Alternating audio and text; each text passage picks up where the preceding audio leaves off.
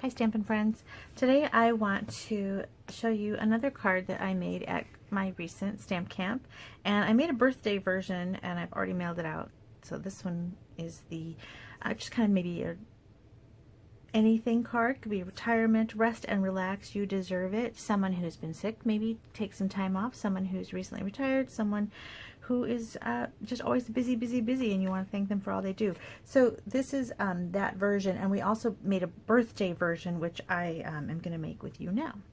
So I thought that I would show you a couple little tricks for using your colored pencils to add detail to your stamped images. So this is really easy because we're actually just stamping directly onto colored cardstock.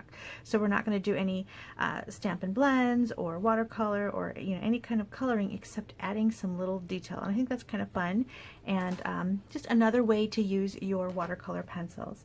So I like to show a variety of ways to use the different products. So this is the stamp set. It's called Timeless Tropical. I really like this one because it's got some really nice sentiments. You've got thank you and birthday, the two most used. I also use hello a lot. So, or friendship type cards to send to people who I don't get to see very often. So these are cards that I use, these are sets that I look for, things that have lots of sentiments. And so this is a great one for that. And it's great for summertime. So I'm also using some papers. And these papers are from the Bloom Where You're Planted paper pack. And most of the papers in that pack are kind of potted plants and things. But if you take a look at that designer series paper, it's actually really cool because the back of the papers have really great backgrounds. And one of them happens to be this fun brick wall. So imagine you can use that for anything. It's a really nice background paper. And so the Bloom Where You're Planted designer series paper pack is certainly worth looking at. So we're going to use that, and then I'm using Garden Green as my card base, and then I like to add lots of layers to my card sometimes. So this is the new Evening Evergreen. So the base is 8.5 by 5.5, scored down the center at 4 1/4. This is 4 by 5 1/4. One more step is the inside. So this is also 4 by 5 1/4, and that's going to go on the inside. And then I've cut a piece of basic white, and I forgot now what this is. It is 3 by 3 3/4. Yes, 3 by 3 3/4. And then my piece of Bloom Where You're Planted is going to line up right here. So it is also 3 3/4, but this time it is only 2 inches. So that's going to go like so. Now these pieces don't have anything fancy wrapped around them or stamped on them, so I'm going to go ahead and lay these down just to have less pieces on my desk.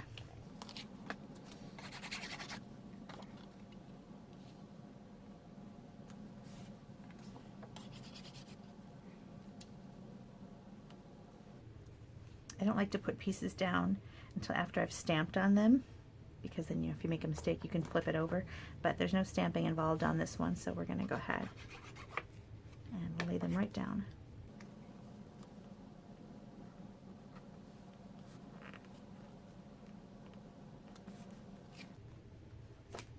Now on the inside, that's what this other little strip is for. I like to, usually when you cut a bunch of cardstock or designer series paper, you end up with these skinny little strips left over, and rather than let them sit in the pack forever and not get used, I put them down as accents on the insides of my cards. So that's going to go down here. I might trim this so there's not so much white.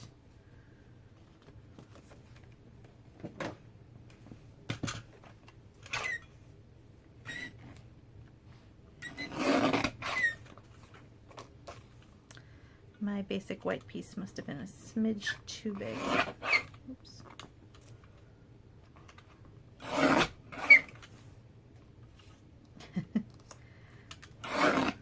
There we go. Little hairs. Okay, so let's put that down.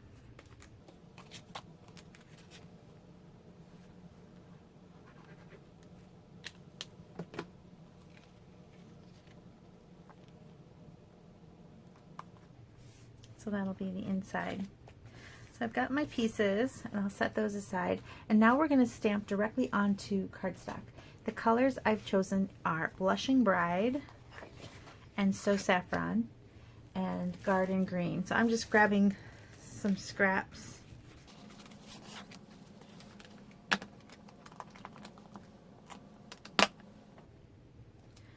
And I'm going to do, I would say 2 leaves on the Garden Green, and I'm going to just use basic black. So I'm going to grab that.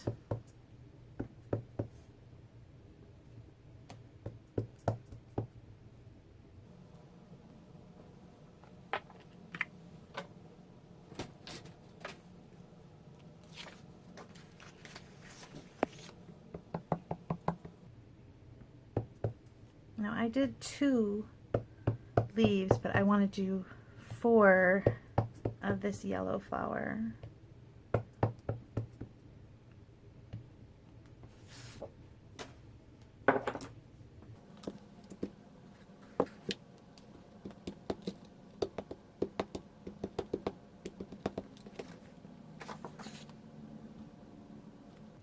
And 1 of the larger flower.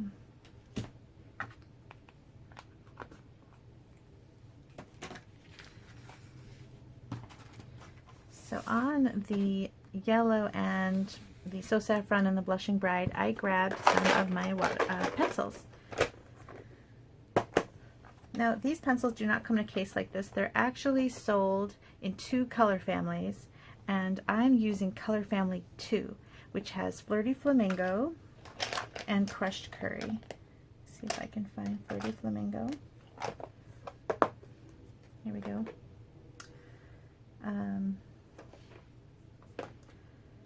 So you're just going to take the pencil and you're just going to go on the areas that are highlighted by the drawing, so you can see where the darker colors need to go based on how the artist added some hash marks here in the middle just to kind of give it dimension. And I'm just going to add a little bit of color.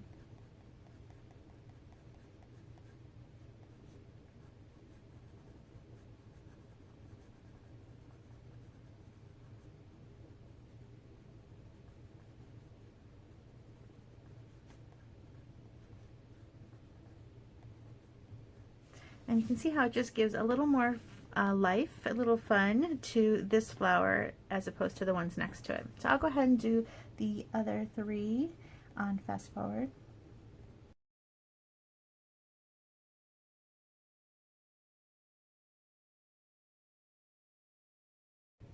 Okay, so then I'm going to go ahead and move on to this one. For this, I'm doing the exact same thing. I'm just adding some color in the areas that are highlighted.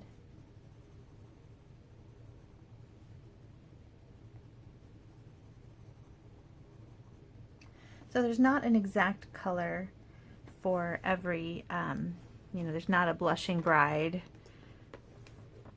watercolor pencil, but there are enough in here to add some fun detail. Now you can do the same thing with a Stampin' Blend if you want. I sometimes like to grab these pencils because you get so many colors inexpensively, and they're so easy to use. So think about grabbing those pencils next time you're shopping.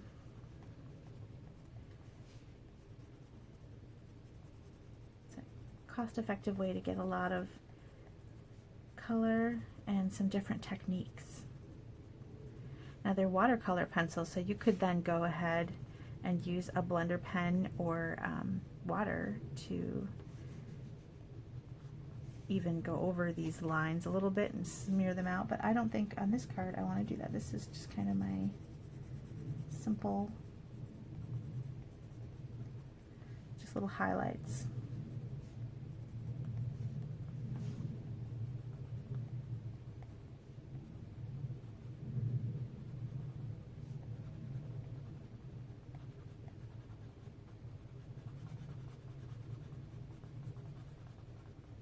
Okay, now on the flower what is this part called? The stamen? I don't remember my flower names from school. But I'm going to add a little bit of that crushed curry for the center. All right, and there it is. So now I'm just going to cut these out. So there are dies that go with this stamp set that are super great, and I'm going to use the florals and the leaf. I'm not sure if I showed the stamp set at the beginning. I think I did, yes, because I was talking about the sentiments. But the dies for this are great because they cut out all the images. You've got an image for, or a die for all of the stamped images. And then you've got some bonus images. So you've got an aloha and a pineapple that's in 2 parts, which is awesome. And then you've got some fun little flowers, small little flowers, and different textured leaves. So these are really fun dies.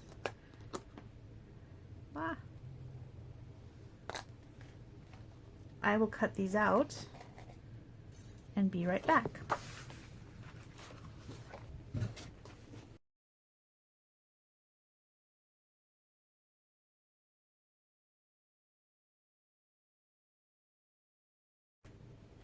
Okay, so I've got all my pieces, and one flower, like I said, is just for the inside. I think I said, I'm not sure. So I'm going to grab one of those and stick it on the inside like so. And then the others are going to go on the outside. And I also need a sentiment, and I want to show you how I made my labels.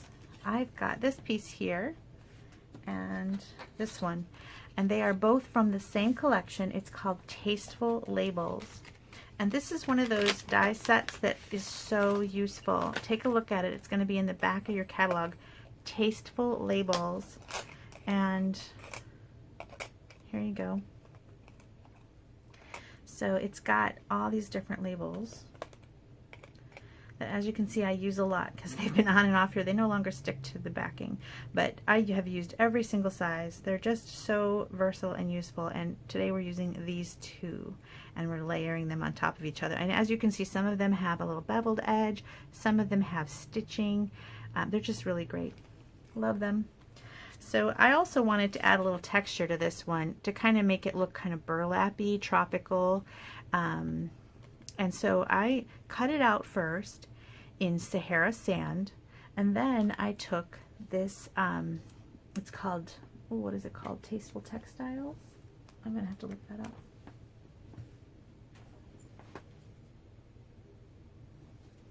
Yeah, I was right. Tasteful Textiles embossing folder, and that just gives it a little bit of a, you know, rattan or burlap or something kind of feel to it. And the only hint I want to give you here is do your die cut first and then run it through the embossing folder. If you do the embossing folder first and then the die cut, it's not a bad thing. It's just that when you go through that second time to get the cuts, you might lose some of that textile. Same thing when you go through, you might lose some of the stitching. It's not perfect, you know, but I think you can still see the stitching, and I really love that textile. Okay, so that is just going to go down, but this needs to be stamped on, and so I'm going to use the birthday stamp and just ink that up in the black and try to get it even. Now, usually I stamp first and then cut out, but at Stamp Camp I tried to save on the line at the die cut machine. Sometimes there's a buildup of a line. So I had a bunch of these already cut out, and then if they made a mistake stamping, they could cut another one. So I think I did pretty okay there. Okay, so those are going to get layered, and I'm also going to add some linen thread. So here you can kind of play around with it a little bit. I wanted to add the linen thread in between the 2 pieces, just for a little bit of height. So I'm going to, where's the end? There it is. Now I doubled up my linen thread because I wanted it to be thicker. So I went 2 layers and then tied a bow.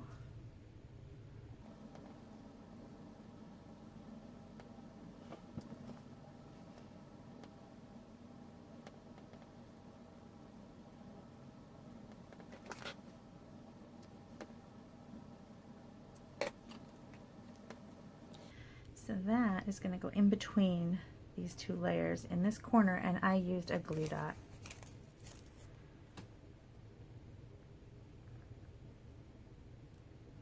And then I stuck this one on top with dimensionals.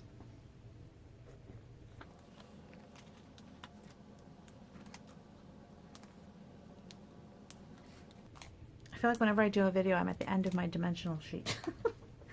It's the way it is. I end up using the little weird sizes on there. I think that's because I open up new packs for Stamp Camp and then everybody uses them and leaves the ends. There we go. So you might want to trim. And now we're going to just layer, and I did different things. I want this to be kind of here at the side. And then how do I want to do these? Let's just kind of play around with it. And I think I can have some go underneath. I know what I did want was to cover kind of the seam where these go, so that's what we're going to do. I'm going to place this on dimensionals and grab another sheet.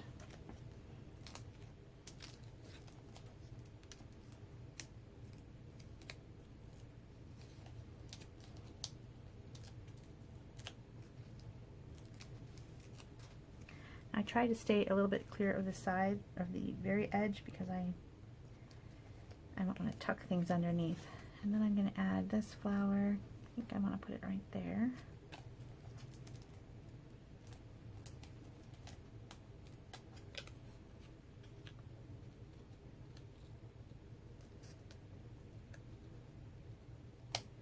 Okay, and then the rest are just kind of filler, so you can decide how you want those.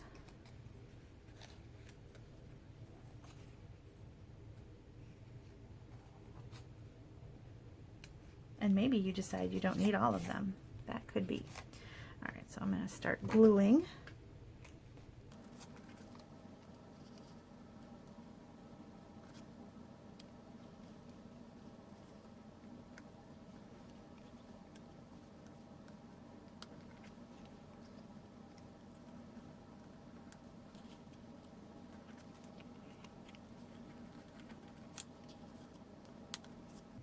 I think I don't need that one. That's okay. I'll save it for another one. So you kind of just play around with how you like it. And then on the smaller flowers, I wanted to add a little bit of sparkle. So all that's left to do is add some of that. And I went with the gilded gems. And I went with some of the smaller ones. So let me grab a few of the smaller ones. Oops, these are kind of bigger. You can actually pick these up.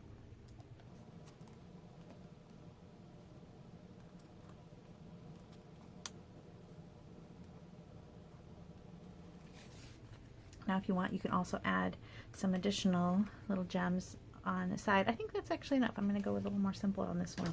So here it is if you added more gems, but I think just the few on the flower are enough too. They just add a little bit of sparkle.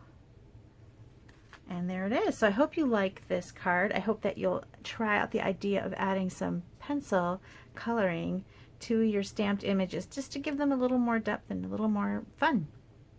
And that's it. Thank you so much for watching. Bye-bye.